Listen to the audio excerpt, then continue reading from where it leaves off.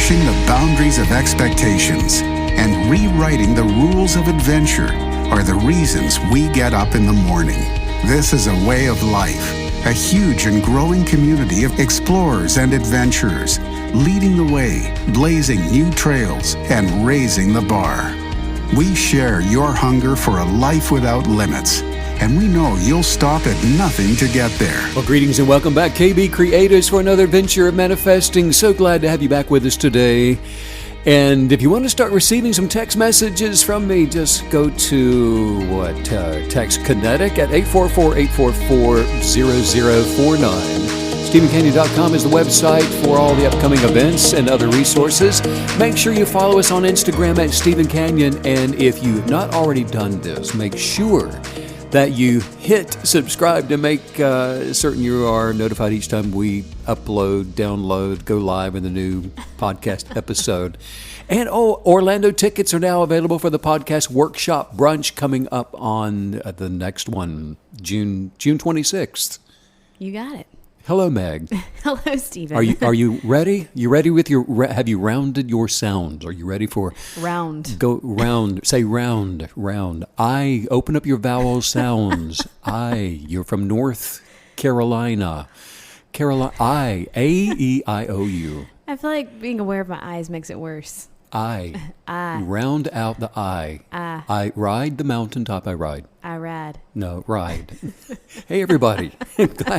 Can you believe it's almost the weekend? What? Yes, Again? It's Thursday. Enough already. It's here. Just, what do we, I don't even know. Yeah, you do. We're in Orlando. There is so much to do in this beautiful city. Have you noticed that? Oh my goodness, so many rides and lights, flashing lights. I am looking at the to-dos. And, I mean, look who's coming in concert. Def Leppard, the Beach Boys, Foreigner, Wynton Marsalis, the Manchester Orchestra, and, let's see, Sammy Hagar. Oh my gosh.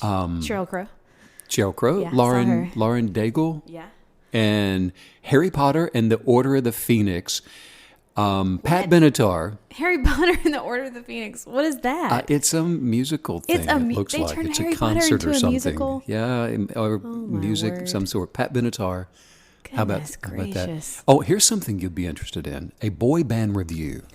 Why would I be interested in that? Oh, come on! This shows how little you actually. You don't even know me, Steve. But they're just. I thought we were friends. We are friends. We'll go. We'll have to pick some of these out. Don't you dare tell people I listen to boy bands. I take that back. Okay, there's so much of this. Morissette all the way. Right? Yes. Well, this goes on and on and on. I had a lot of angst, okay? I really did. So much to do. I want to go airboating. Airboating was so fun. I think we talked about that on a few podcasts ago. We got to go. We're close to the place to do it. It's a very surreal place. But Orlando's so fun. I like how you can sort of look in any direction and see somebody being churned and flipped upside down on some terrifying looking ride. Crazy stuff. At any time. I want to see all you guys come and have brunch with Megan and myself. It's gonna be awesome. And let's podcast together, and then we're going to workshop together, and we're going to talk about the law of attraction. Yeah. We're going to talk about manifesting through the power and authority of kinetic belief. All those amazing things. But you need to be there with us. The energy in that room. It's a beautiful room, by the way. It is. It overlooks the lake, and I love it. Orlando. Who knew? Or see here. Okay, so there are a lot of people that when they see shiny things, we're talking about shiny things that are going to be in concert here in Orlando. But the visual shiny thing, that when somebody sees it, they begin to desire something that doesn't actually line up with a holistic picture of where they were imagining to go to begin with. And so it's like, shiny red thing. Forget that. I'm going after the shiny red thing. And so they change course chasing after that. Why is that? You ever thought about that? Why are we attracted to the shiny? I have thought about that. And I have a theory. Well, let's hear it. I mean, you mean actual shiny things. The shiny thing. What is it about the shiny? The diamonds, red apples. I actually read a very convincing article, and they did this whole study, and they think it's because it represents water. And so we're biologically predetermined to seek water for survival. It's like the oasis in the desert, and you're thirsty, and you see a You see- ripple, yeah, something the shiny. glimmering water. And so at our core, we're drawn to shiny I things. believe there's something to that. I do too. I believe it. But now here's the deal. You know what? Regardless of the biological reason, when we are attracted to when we allow ourselves to be attracted to the shiny, we are not remaining loyal to our higher sense of being. What's actually happening is to be easily distracted by the shiny. It is we're distracted from the perseverance of our chosen attraction. Yeah. Most people are living day to day according to their reasonings. In other words, they are internalizing this debate of thoughts. Is it water or is it just heat rising from the sand? Is this a mirage in my life? Is this actually a mirage? That's good. Is that the Roadrunner or is it a chicken? That's a great analogy though for distraction. Is that really something amazing? Is that really a shortcut I can take? Is that really an oasis, or is this just a mirage of distraction? That's awesome. Yeah, well, people that live this way, which are actually most people that are associated with and identifying with thoughts and forms, thought constructs of mental reasonings, they will give you a reason why for example, they can't forgive somebody. Okay, they'll give you a reason why they gave somebody a piece of their mind, a reason that they were upset with their waiter last night. And they'll tell you the reason because they think it's a good reason. They think it's a good reason that's not heat rising from the desert, and we should walk 20 miles in that direction to have a sip of water. To have a lot of supporting reasons. A lot of supporting reasons. And this is a person that's not in the presence of the essence of their being, the essence of who they are, which is life. And when we go through our day, not being negative, not judging people, we're experiencing life through our higher sense of being, and we're not thinking of ourselves as something that we're not. In other words, look, we're living in a time where humanity is awakening to our identity in each other, to our identity with the essence of life. We are awakening, humanity is awakening to our identity as one with the Creator, with God. And the consciousness of humanity is opening to this sense of one awareness. It's a beautiful thing to be living now. Yeah. And because until recently we could only talk about, for example, having faith in or believing in the mental and the physical capacity of human beings. And that's as far as it would go. Right. Very restricted view. Had to see it. Yeah. It has to be tangible or we just can't go there. And so, just being allowed to talk about, for example, having faith in the works of ourselves, faith in our own strength, our own ability, our own might to be able to go out and put our hands to the plow and turn the dirt and the soil and plant the seed in our ability. And I've gotten up before crowds of people before, Meg, and I can talk about having faith in humanity. I can talk about, having faith in your ability to go to school, get the job, work hard, retire, and all of that, and your own abilities. But you know something? That's actually secular humanism. Right. I can talk all day long about believing in the power of positive thinking, believe in your ability to be the smartest, the fastest, to compete and be the strongest, and to work harder and smarter and all of those things. And that's fine. But when we talk about having faith in our demonstrative, creative, kinetic belief, faith in our abilities that we created within us, it's already within us. It's the way we come into the natural.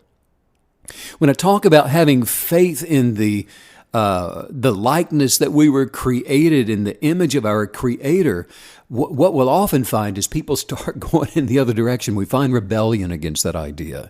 We find resistance against that idea. It's scary to people sometimes. It's scary because it's not a tangible. Yeah. But and why is this? I mean, really. Because you'll find that the knowledge of reasonings is kinetic belief's worst enemy. And this has been the case. I've been doing this really just, all out full time since 1998, 20, over 20 years now. And it's still a lifetime of it before that. And personally, a lifetime before that. But this has been the biggest one common denominator in the crowds and the people in the coaching that I have done. And that is the knowledge of reasonings is the biggest obstacle for most people. The knowledge of reasonings, kinetic belief's worst enemy. Because we were created by an immutable force that does not change, meaning that we are who we are with abilities that are supremely powerful. And at the end of the day, Meg, our job is simply just to believe it. Right. And then act accordingly. Act like you believe it. Well, and it's we talked a lot yesterday on the podcast. You told us a lot about the senses and the danger of just living by those senses, allowing those to guide you and to choose your path by the senses. And we live in such a sensory world, right? I mean, that's the experience that we're even having here. And so all of a sudden, you're asking someone to pause and say, okay, now stop living by the senses, and you're going to live 100% by the unseen, by faith, by belief. And so it's a massive shift from what we've all been doing most of our lives. And I think that can always, a lot of times, be the disconnect. You feel very untethered when you're not used to living that way. Now, when you get used to it, it's glorious, it's magical, it's this whole other universe that you find yourself in. But when you've been living by the tangible, I have to be able to touch it and see it and taste it and smell it and feel it. It's wild. The difference there. Yes, and we have two natures that are always operating, and there is one that is transcendent above the other at all times. And naturally, we come into this world with the essence of being, the essence of life. You just are. We are. And then somewhere along the way in our childhood, we begin to identify with the things we see. Thought forms, me, mine, that's who I am. That's who I am. I want to be this when I grow up. I want to be a wrestler. I want to be someone that sells cookies. I am that. I am identifying with these things. And did you know that the enemy to you attracting any good thing is when you want to reason with it because of what's not being communicated to your senses? Right.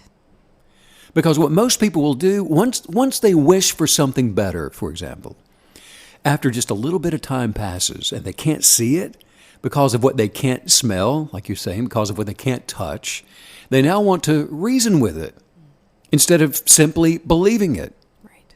Come up with reasons why they can't see it or taste it or smell it. I have a question about that. So are all reasonings bad in general? Because I'm wondering too, are you also going down the wrong path when you are believing for something, but then you're also attaching reasonings to it for why it will work? I mean, you're sort of trying to talk yourself into it. Is that still faith? Is that still belief, even though you're talking yourself into it with reasoning? The substance of belief is never anchored in reasonings. And reasonings, and it's a mistake to look at reasonings or thought forms as being either good or bad. They just are. But they are an obstruction to the substance of belief. No, our success, we can look at it this way. Your success awaits you. It's already there. It's not something that we're trying to make or construct. It's under the tree. It is. It's already there. Most people don't know this, so they spend their entire life scrambling, trying to make their success. Right. By the way, this universe was created. It is here to serve you, and provision has already been made for you. It already is. It exists. It's already there. And you were created. You came here. All of us came here with instructions. You didn't just pop out of a box and someone's looking around, well, what do I do with this? There are instructions. You came with a plan for you and your life to be able to enjoy an abundantly successful one. And I'm not just talking about success, by the way, defined by the world's definition of success. The plan of success is for you to have your desires met, for you to be healed, for you to be richly set apart from poverty, and to be set free from everything that is less than your idea of success, your desire for success, which is it's actually part of your salvation from a life of worry and doubt and fear. You can come to one of our events, folks, and get hold of your prospering identity. Go back home and let somebody else know what you have found out about yourself. And I'm telling you that they are now going to want to reason with it. And they're going to say things to you like, yeah, but what we were doing together before you went down there, Sally, that just felt so good. But you know what? We weren't really hurting anybody with what we were doing, Sally. Yeah, but you know what? We made a lot of money by working 7 days a week, 16 hours a day. And we can go and do a lot of good with that if that's what we really want to do. So with all that money we were making the way we were making it. Well, let me just say this. Gain or increase is not necessarily abundant living. There are a lot of people that think, well, they're successful because they have increase in their lives. Well, that's not true, because the essence of your being, empowered through kinetic belief, trusting in the favor of unconditional love, that will attract gain to you. But gain is not necessarily prosperity. You can't look at your life and say that you are successful because you have all of this material gain in your life. No, there are people who are dying from a drug addiction and they can have material gain. So that doesn't determine abundant living. And we got to understand that it's your reasonings with your journaled expectations, reasonings with your imagined desires, wanting to always reason with it. And I've actually heard some people say, well, it doesn't make any sense, Steve. What you're talking about, that just doesn't make sense to me. Or when they hear something like, be grateful for what you're imagining to manifest. And then they'll say, well, I can't do that. Why? Because it doesn't make any sense. What are they trying to do? They are saying, no, I can't just believe that. I've got to reason with it. I've got to look at my senses, and this is not making any sense. And that's exactly right. It doesn't make sense. The law of attraction doesn't make sense. Kinetic belief makes no sense whatsoever. What we're talking about, it's what makes you immovable in your kinetic belief. That's such a great way to say that, too, because if it makes sense, I mean, obviously, that's attached to the senses. And so we don't want it to. We want to exist in that place of kinetic belief. You know, you've talked to us quite a bit recently about the ego, enlightening that for us and explaining that. And you've got me wondering today if reasonings are really just a way of the ego sort of trying to protect itself and to survive and to exist with your kinetic belief sort of taking over. Yes, and like we've talked about, the ego wants to live, and it wants to tell you why it should live, and it will reason with you. And as long as you're showing up for the debate, that debate will not come to an end. In other words, your ego will continue to live on. Right. Because reasoning is an enemy to whatever it is that you are imagining to desire. Reasonings will never give your life's original genius of purpose, the essence of your being's desires, first place in your life. It will be subservient to it. It'll keep it tucked down there, out of sight and out of the way. Reasonings admire the potential power that kinetic belief represents. Oh, yeah, it will acknowledge what you're considering. Okay, and that sounds reasonable to me, Meg, what you're thinking about, hearing about. You're listening to Stephen and Megan's podcast, and okay, that I admire what you're listening to, and it's those reasons that'll give you enough motivation to go to one of the Kinetic Belief podcast workshops. You'll reason that, okay, that's respectable. We can do that. But reasonings don't obey the essence of you. Wow. Some think that, for example, look, science has more authority than creative belief. And some think that religion has more authority than creative belief. But both of those thought disciplines are constructs of reasonings. They are along the pathway to what is, but they don't define it. The battle for every person is against reasonings. The battle for every kinetic believer, everyone wanting to live their best life, their best existence, is always going to be against reasons, which is governed by the senses. Yeah. Wow. The fight that we are all fighting is, I'm going to stand on what I believe I can do. I'm not going to be moved from what I believe I can have, even though reasoning tries to come in and question what it is that we're standing on. Well, the kinetic believer says, you know what? That's what I want. That's what I'm going to have. That's what I'm going to do. That settles it, and I believe it's coming to me while I go get it. You know, this is really reminding me of recently we had spoken about learning to fly, getting pilot's license. We even looked at setting up, I mean, we're so ridiculously. Well, I don't know. I was going to push the pedals and you were going to drive. Something like that? Something like that. Sure. But we had a pretty good laugh about, I was like, you know, if I was a pilot, I think I would be in the plane and I would only be flying down a beach and I would just be hovering above the water, you know, kind of keeping a toe in the water, like just in case. But this is actually making me think about that. Like if you really want to fly, you know, if you really want to soar and even do it the right, proper way, you just have to go all in and, you know, throttle up to a certain altitude and stay there. And that's the best way to do it. That's the proper way to do it. But when you are sort of allowing yourself to mix, you know, kinetic belief and reasonings, you're hovering. You're not really flying. You're just saying, you know, let me just keep one foot on the ground. Right. But I still want to fly. Great point. If you want to fly, don't go and tell mama. Right? That too. No, a kinetic believer who's manifesting positive results in their lives, Meg, will not say, I believe it, but if I'm really healed, why does this hurt? The pain shows up and this person begins reasonings. A person who doesn't attract wealth in their lives, for example, will reason. They'll say something like, well, if the law of attraction really works, and if kinetic belief really works, then why am I having trouble making ends meet?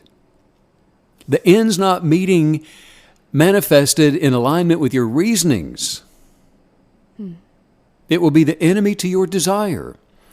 Living by the senses gets you to reason, and you'll reason completely away from the manifesting power of your kinetic belief every single time.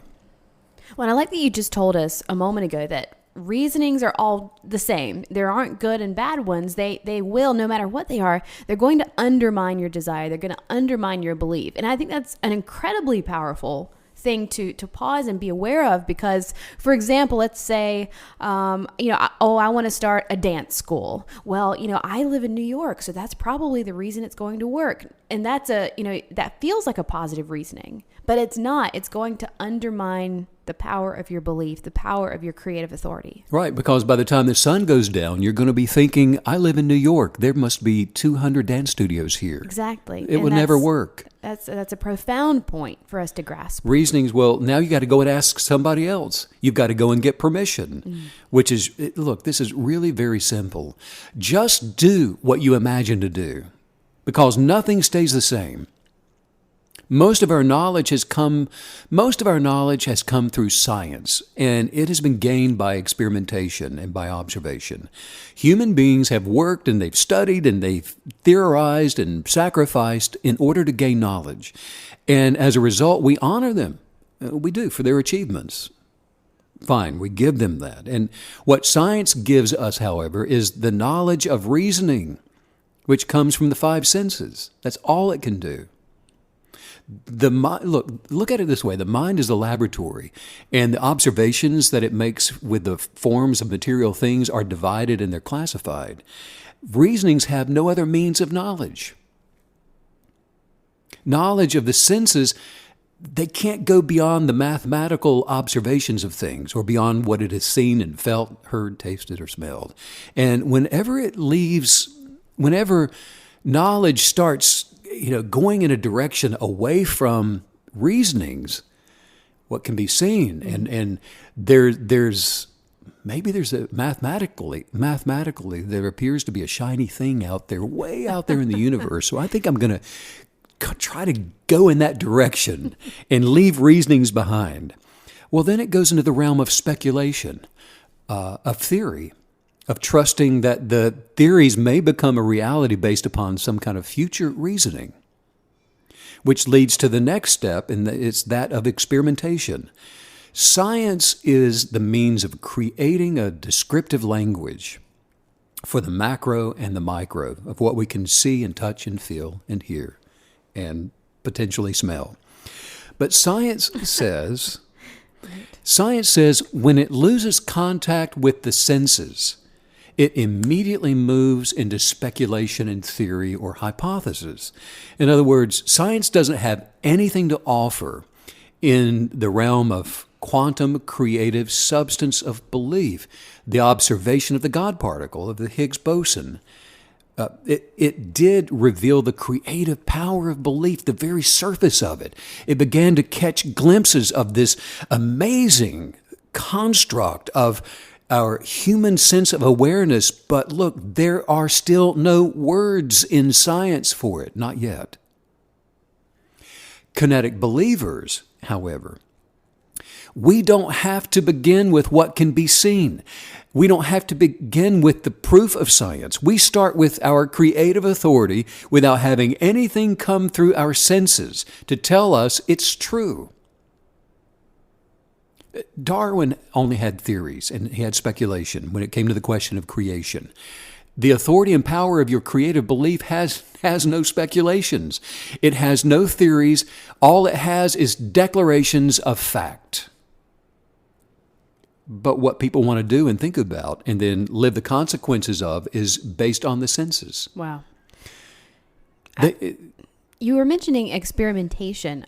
Would you sort of parlay that into when we're talking about belief? Is that sort of associated with action as well when we're talking about the process of understanding, belief and versus the senses and because you've talked so much about how action is required to activate those beliefs, but I can just really see how action would be that moment where it can get a little confusing, it can get a little muddied up, because that is definitely where reasonings would pop in. Well, action is a very interesting concept and a human experience to what you believe or reason to be true or believe to be true. It's putting the form or the material substance form of action toward what you are wanting to accomplish or bring into the natural. Right. And so certainly there's an action that goes along that's natural with science, and then there's an action that goes along which is natural with the substance of belief. Both of them materialize, both of them draw, both of them complete a mindful task or a task of faith.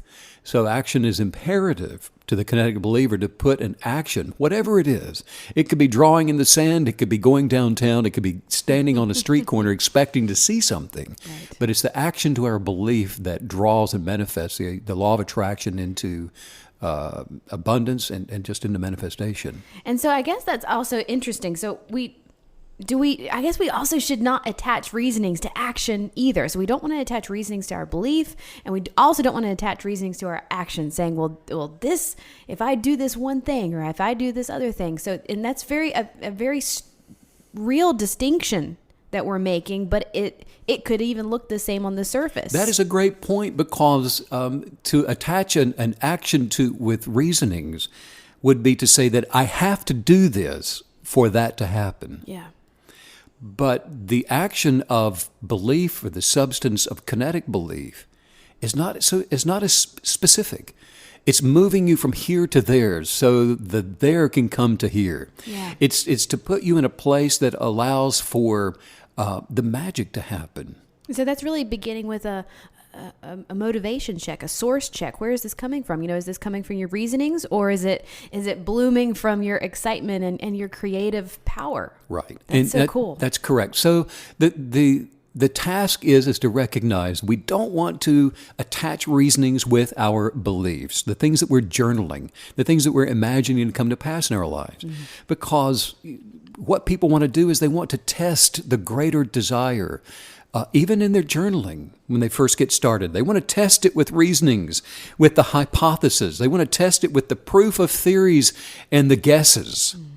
And so what happens for the kinetic believer operating in the law of attraction is when reasoning shows up, you got to know when to just turn it off and say no to the senses and yes to your belief. Somebody says, well, if the universe really wants you to have that, or, well, we'll see if it's your fate, or we'll see if it's your destiny, or if it's meant to be or not, all of those things. No, I don't want to hear what you got to say about it because here's what we do. We get into the position, Meg, and the mindset is set to the side, and we just stand there and say, because I have what I believe that I say about it. And because it's what I say about it and what I believe about it that I have it. Because I've already made up my mind, for example. And because I am the final authority for manifesting anything in my life. Mm-hmm. Nothing's impossible when you recognize and accept the fact, the theoretical, the hypothetical, the actual, yes, the natural fact that you have final authority for manifesting in your life. I don't care what you feel. I don't care who told you what, I don't care where you heard it from. You cannot understand creative authority with your senses. It won't happen. Reasonings, which is another word for philosophy, are not constructed into streams of consciousness by the kinetic believer. The person who's killing it, who's powerfully successful, is defying reasonings. I love what you just said about the universe, that basically you're telling us that, don't make sure you're not thinking about the universe as some dark overlord making crucial decisions about should you have something or shouldn't you have something. That, we need to make sure that we're understanding that the universe it functions by laws like the law of attraction, and we can activate those laws to our benefit or to our demise. It's not, a king upon a throne going thumbs up or thumbs down to our desires. And it's easy to slip into that mindset because, sort of asking you shall receive, all those things can play into that idea. But that was such a vital reminder of how the universe is actually working with us and for us. And it doesn't matter who you are. Right. It doesn't matter how big or strong or smart you are. It doesn't matter what country you live in. It doesn't matter if you're a man or woman or neutral. It doesn't matter. None of that stuff matters. What does matter is knowing the power and the authority that you have. How many stories are there of a little shepherd boy with a slingshot and a giant? How many stories are there about the most unlikely person climbing to the top? The underdog story. Being a conqueror, the leader of armies, the Napoleon, the whatever it is. It doesn't make any sense. Yeah. Because why is that? Because they're defying reasonings. The great reasoners of the world, the great philosophers of the world, they've gained their ascendancy over the human mind. In other words, the philosopher is the apologist for the failure of the senses, the knowledge of humankind. And the philosopher is apologizing that the human being lives their life by their senses and can't explain anything. A person actually becomes a philosopher when they have the sense of utter failure, and they begin writing all of those excuses for that failure. Philosophy has never attracted or manifested anything of value, while certainly it's the poetry of philosophy, which is just deep thought. It is the swan song of human failure, and it is born of the senses. This is really making me think about love. We talk a lot about love, the power of love when it's real love, the type of love that is in the universe and has creative power. Because I remember when we first met and we were together and you asked why I loved you, and I was like, I have no idea. I just love you. Did I ask you that? Well, sure. Everybody asks that if they're with someone. I'm going to ask you that again later today. But sometimes we just need to hear it, right? Why do you love me? But isn't that the perfect parallel to belief? And it just shows, I think, what you're teaching us today, that hey, the most powerful things in the universe are the things that you cannot see. those hold the most power, like love. Love makes no sense. And there are things that I love about you that I could list.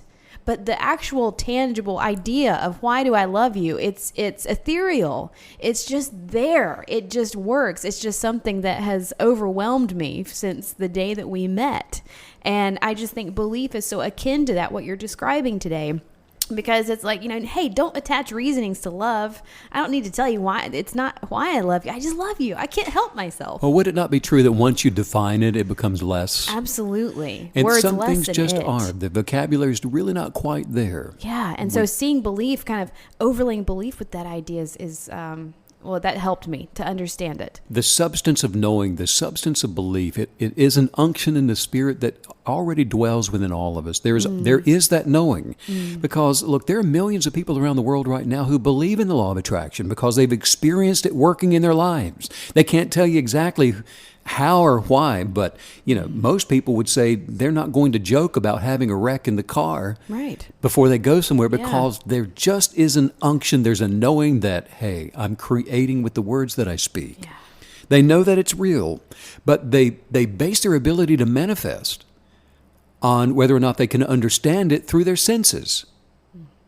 Even though there's a knowing, that's about as far as it will go with most people because they can't define it and express it and explain it with the senses. So we need to fight the urge, I guess, to try and define this high level of belief and giving ourselves over to the process of kinetic belief. Fight the urge, cast it down, get rid of it, don't even consider it because Wow. you are not going to be able to understand it through the senses.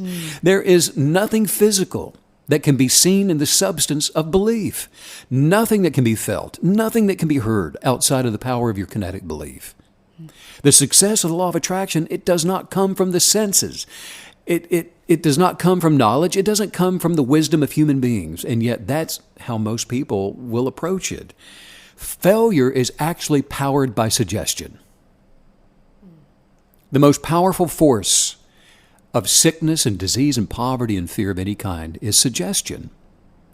And that suggestion is going to be a sum total of all of the different experiences that you've had in your life leading up to this moment.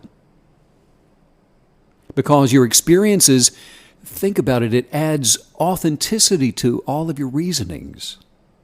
And what those streams of internalized mental constructs will do is that they mix every negative thing with a positive one so that it's going to look like your truth.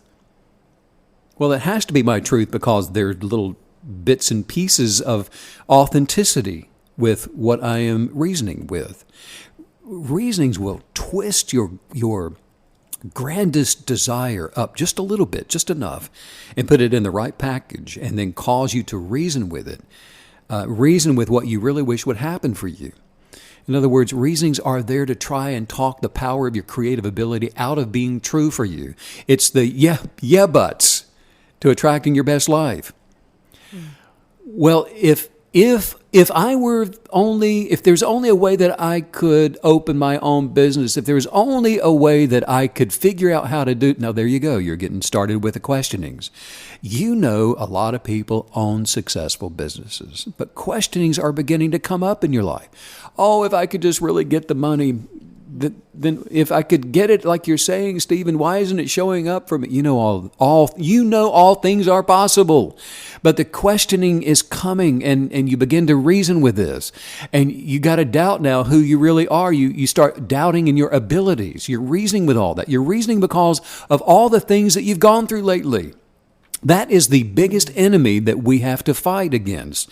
It's those reasonings that are taking control of our emotions, and they begin to lead us away from the genius of our purpose in this life. Wow. They are disguising themselves as the peaceful truth. Don't go down there and talk to them about a lease on that property. Just enjoy your peace. After all, Andy Griffith is coming on in about 30 minutes. Get yourself a glass of iced tea. Relax. Peace.